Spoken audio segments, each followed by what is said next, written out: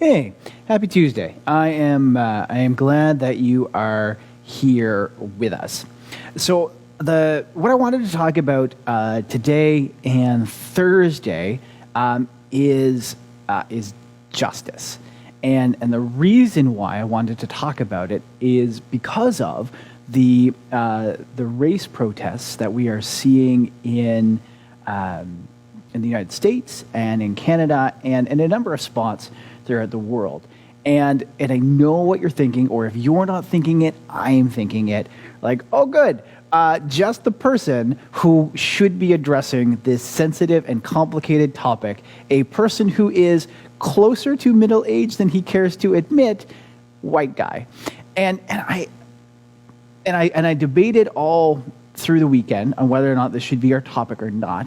And then I saw a Facebook post from a fellow minister here in the HRM, Dr. Reverend Rhonda Britton. She is a pastor as part of our African Baptist Association, broader association, who was addressing people like me, who said she needs us to speak out from our own pulpits to show that we are good allies and to be condemning anti-black racism.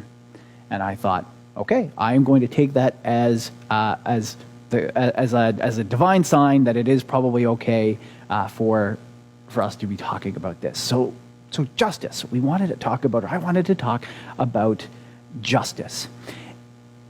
The first thing that we need to do when we look at this is I think, follow an important part of Jesus' teaching, and that is to look at the plank in our own eye. Because here in Canada, it is strangely comforting for us to look at our, let's call them cousins to the south, our U.S. neighbors, and ascribe some pretty nasty things to them while ascribing some pretty virtuous things to us. And that's not true. This picture is not taken from the U.S. It's taken from Toronto. It's taken from Toronto because there are protests happening there right now because of police violence towards African Canadians, not just because of police violence towards African Americans. That Jesus' words are, before you help your brother take a speck out of their eye, that you have to reflect on the plank in your own eye, and that rings true for us now. That Canada also has a struggle with anti-black racism. What we saw before COVID hit, as there were protests throughout Canada about the rights to Indigenous land, and there were protests on rail carts or on railway tracks to try to block goods and services.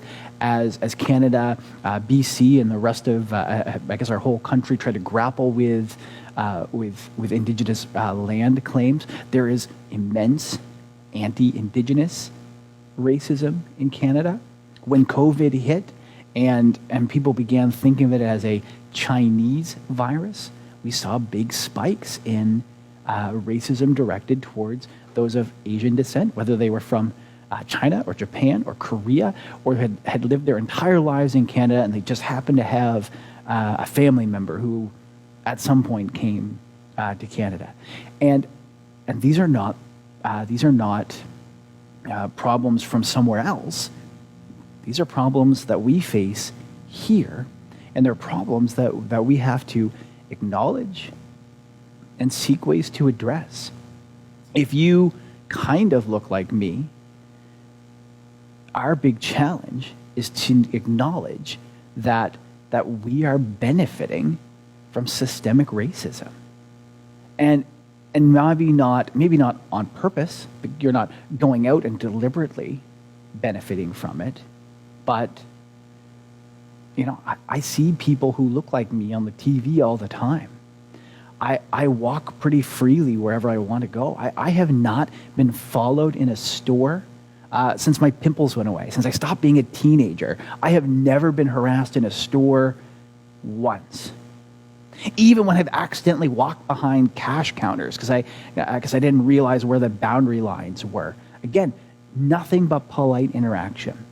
That's me benefiting from systemic racism directed at somebody else. There's this passage in the prophet Amos. I only took the first half of both sections of this verse, only because the second section of each of these verses is really specifically directed at ancient Israel, whereas the first half of these verses seem really broadly applicable and something good for us to think about. So Amos 5, 14a and 15a, seek good, not evil, that you may live. We, talking about people who are kind of like me, we have to take very seriously this idea of seeking good. Not just personal good, not what's just good for me, but really looking out and seeing what are my actions doing, my deliberate actions or my non-actions, the things I say or the things that I don't say, the things I participate in and the things that I don't participate in. How are they helping others to experience good? Or how are they helping others to experience evil? You need to hate evil, love good, maintain justice in the courts. In Israel, courts is just shorthand, really, for the people who oversee justice onto the masses. I don't think ancient Israel, they would have had temple guards and armies, but I don't suspect they had anything like a civilian police force the way we do. But this, maintain justice in the courts, this is our challenge now. Aspirationally, justice is blind. That's what we tell ourselves. But by the numbers, when you crunch the data, when you really look at it, justice is not blind. It's just not. It's not blind in subtle ways, and it is not blind in major ways. If you look at rates of incarceration, if you look at rates of community service versus prison time, if you look at rates of fines versus warnings, we are not maintaining justice in our courts. That's not a slight to any particular judge or any particular officer, but it is a recognition that our system is not living up to biblical ideals or our own stated ideals. And it won't so long as the quiet majority is passively okay with it. And I say passively because most of us, again, if you look like me and in Nova Scotia, there is a better than half chance that you do.